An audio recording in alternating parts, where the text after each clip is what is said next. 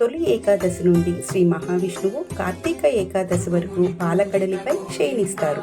ఈ రోజున యోగ నిద్రలోకి ఉపక్రమించిన శ్రీ మహావిష్ణువు మరలా 4 నెలల తర్వాత అంటే కార్తీక ఏకాదశి రోజు మేల్కొంటారు. దీనినే ఉద్దాన ఏకాదశి అని కూడా అంటారు. ఈ మాసంలో తొలకరి వర్షాలు పడి అన్ని నదులలో సముద్రాలలో కొత్త నీరు చేరుకుంటుంది కాబట్టి నదీ స్నానం ఈ రోజు ఆచరించడం ఎంతో శ్రేయస్కరం. ఈ ఏకాదశి రోజు ప్రతి ఒక్కరూ పఠించవలసిన చిన్న స్తోత్రం. ఇది చాలా శక్తివంతమైనది మరియు అందరికీ కూడా తెలిసి కంఠోపాఠంగా వచ్చే ఉంటుంది. ఈ స్తోత్రాన్ని తొలి ఏకాదశి రోజు 108 సార్లు కానీ వీలైనన్ని సార్లు కానీ పఠించినట్లయితే సకల పాపాలు నివారించబడతాయి. స్తోత్రం: వనమాలి గదీశారంగి శంకి చక్రీ చనందకి శ్రీమన్నారాయణో విష్ణు వాసుదేవో బిరక్షతు.